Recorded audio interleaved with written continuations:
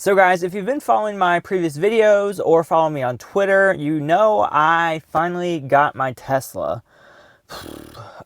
And I have kind of some explaining to do because over the last few months, I've been saying why my Chevy Volt was so much better than a Tesla for me. Because keep in mind, guys, no matter what you're buying, like it's all based on preference and how it's going to help you and your life. So I picked up the Chevy Volt 10 months ago and at the time I thought it was the best vehicle for me, but it very quickly changed to me wanting a Tesla instead. And I have a lot of talking points about why. Don't get a Tesla just like for the hype, like get it because it will actually benefit you and in your daily life. And it's also very ironic because yes, I did get a Chevy Volt 10 months ago, and that's when I said the Chevy Volt was better than the Tesla Model 3 for me. But I even made a video stating why I was glad I didn't have a Tesla when I was out of town. Because if you guys know, my husband was in the hospital, and I had to drive out of town, and I was there for 2 weeks, and there were no superchargers. So I was saying to myself, I'm so glad I'm not there, because it would be so hard to charge my car. I have two things to say about that. First thing, they actually literally did open a supercharger minutes from where I made that video, so that is completely debunked. But secondly, there's a ton of level 2 chargers. So basically all the chargers that my Chevy Volt could use, the Tesla can use as well. You just use an adapter that comes with it. So like right now, I'm not sure if you can see out my window, but I'm charging my Tesla with the same cord that I used to charge my Chevy Volt with. I just use the included adapter. It's not like supercharging, it's not super fast, but for me, it's at least 30 miles an hour. So if you're in an area where you're concerned about range and you want to get to a supercharger, what I would suggest is plan your trip out, know where you're going, see where the nearest supercharger is, but use the level 2 chargers in the area to get you to a little bit more juice than that. So in the event that Gainesville, where I was, didn't have the superchargers, I would just go to a level 2 charger, charge there for like 3 hours. That would give me probably about 100 miles of range. And then I could use that range to then continue on my journey, stop at a supercharger. And we know once you get there, like they are super fast. Like the newest ones now charge at 1,000 miles of range per hour, which is insane. And also too, guys, I was just letting a lot of the media hype and other hype convince me to not get a Tesla Model 3.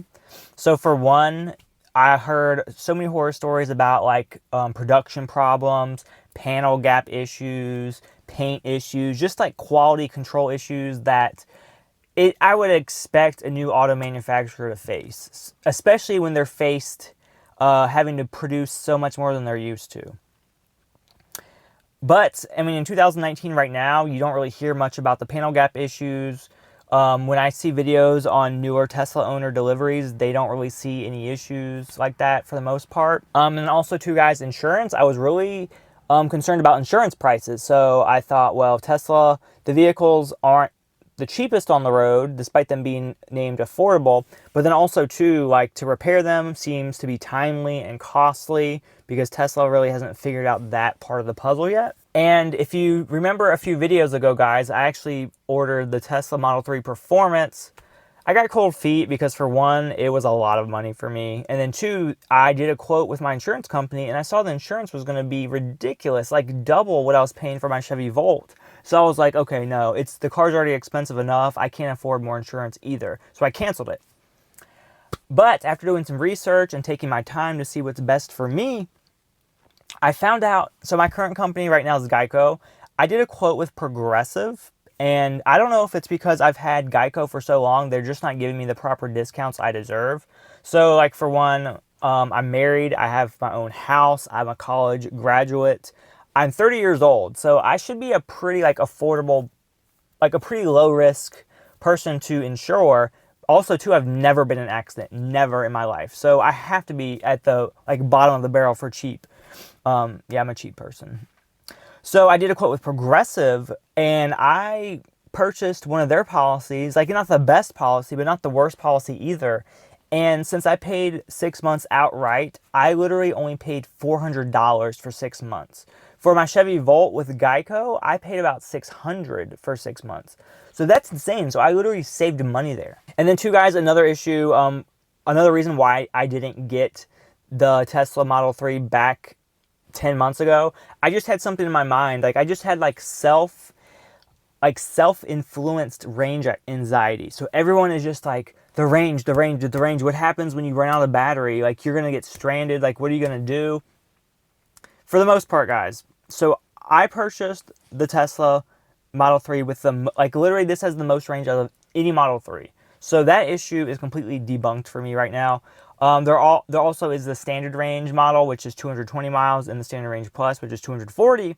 But even that, compared to my 325, that should still be fine in most regards. Think about your commute to work. Like even if your commute to work is like 75 miles one way, that should cover it. Also too, if you're traveling, okay, so a lot of people just think you're limited by your battery. Like, oh, my range is only 325 miles. I can't go much farther than that, or I can't go that far. But you have to remember, Tesla specifically designed a supercharger network. So you can pretty much travel anywhere without much problem. And once you get to a supercharger, guys, like you're going to charge really fast, and you don't have to charge to 100%. When you put in the navigation, it tells you what supercharger to go to and how long you have to be there. So you can basically strategically charge for a certain amount of time to get you to that range, to get you to the next charger. And there's even websites, guys, that help you plan trips. So you don't even have to have a Tesla to do this. You can go to the website and just figure it out yourself. Figure out where you typically go, where you go on for vacation, for road trips, for work, and see realistically what it takes. And for me, I live in Florida, and for the most part, I visit my family in Virginia, and we do a lot of just traveling in Florida, like cruises. We go to the Keys. And for example, guys, the Keys, I was super worried about trying to drive to Key West because from my house, it is about 6 hours. Once you get like into the Keys, it's about 3 hours to Key West. But they even installed a supercharger in the middle of the Keys. So Tesla's getting some stuff figured out. Like they have a long ways to go. But I feel like I purchased the Tesla Model 3 like not at that like stage where it's super inconvenient. I don't feel inconvenienced at all.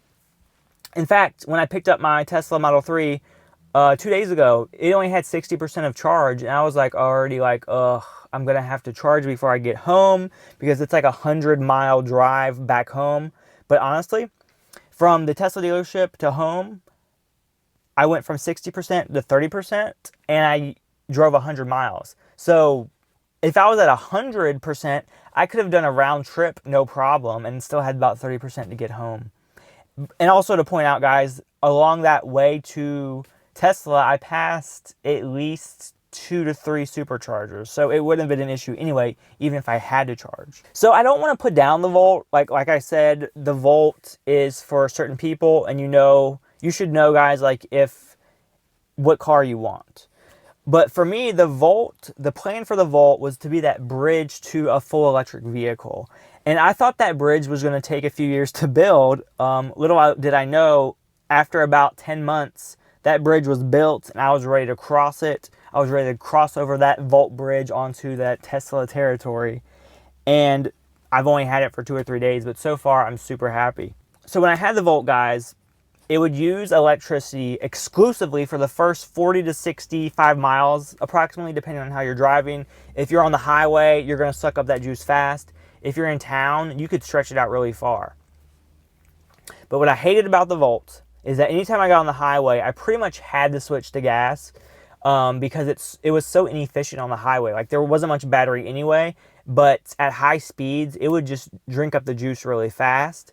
And I thought the Tesla would kind of do the same thing. So I thought, gosh, I live in Florida. Our highways, people are driving like 80, 85 miles an hour. But the Tesla is actually way more efficient on the highway than I anticipated. And also, too, guys, I have the Aero wheels, so they're even more efficient. So that's kind of debunked for me as well. There's even websites that will show you the range of Teslas. So this range is 325 miles. So if I'm driving high speeds on the highway, obviously it's going to be less.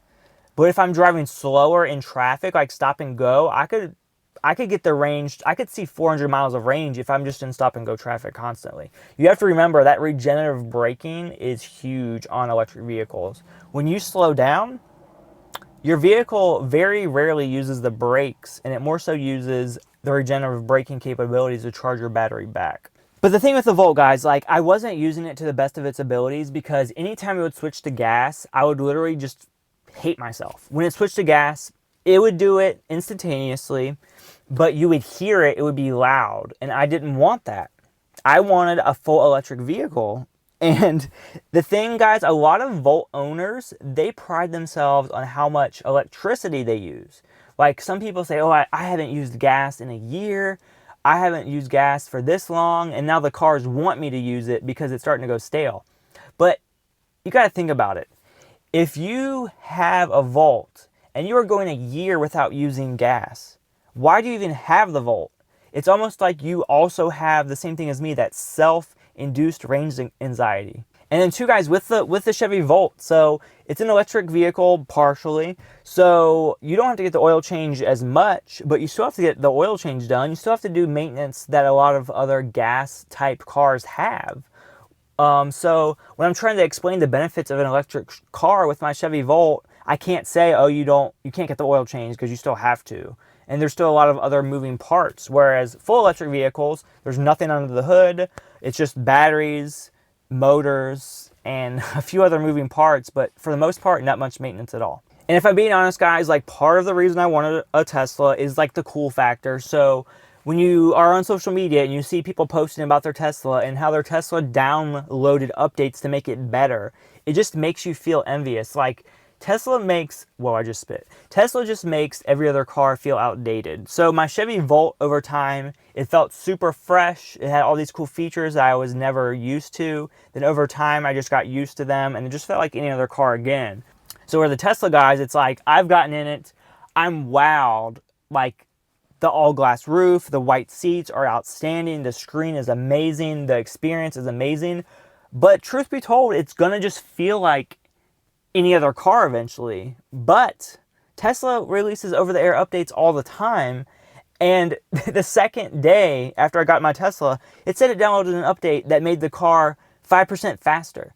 What other car in the universe would download an update to make it faster? Any other auto manufacturer would gladly sell you a new model year car for that benefit. So that's amazing. And I do realize that feature did come out a little bit ago, but for whatever reason, it rolled out to mine just after I got it. Maybe they didn't update it at the Tesla dealership. And guys, I would just like compare the Tesla to like a smartphone. So it's like an iPhone. It's like an Android phone. It can get updates. It can improve. Whereas other cars, the only updates you could get would be like updates to your GPS maps. And you typically have to go to the dealership and pay for it. All of these are over the air through the built-in LTE connection or Wi-Fi if you're at home. And a lot of people don't like the fact that there's just one screen in the middle, but I really love the minimalism, and having the screen with the 8 cameras around the car just kind of like future-proofs the car. Like, they can change this to any possible thing they can think of. All you have is 2 knobs on the steering wheel. You have a few buttons for the windows, but everything else is on the screen. So if they wanted to, they could completely change the whole UI of the car because it's on a screen. So that's a big benefit there. They can kind of do whatever they want. And guys, that's pretty much it. I just wanted to make this video before I make any other Tesla Model 3 videos, because I think I owe it to myself and to you guys to kind of explain why I did buy a Tesla, especially after making so many videos stating why I bought the Chevy Volt instead of the Tesla. So now that I kind of explained all of these reasons, hopefully you guys understand it and kind of support me and don't think I'm a freaking idiot for making such a, a crazy decision.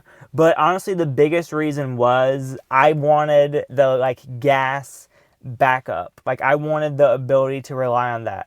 But after 10 months with the Volt, I just realized that I don't want that gas backup. It actually makes the experience worse. I'm able to charge at home every day. I'm able to find chargers around. Like, it's not the hardest thing in the world. People make it to be a bigger issue than it really is. If you are someone that, can't charge at home, then I would definitely argue that owning an electric car would be less convenient, because the ability to just charge at home and always have like that full charge before you leave is outstanding. And if you had to specifically go to a supercharger or a level 2 charger, you know, when you're out and about, that would be kind of annoying. I definitely admit that. But that's it, guys. Hopefully you enjoyed. Have a great day. See you later. Bye.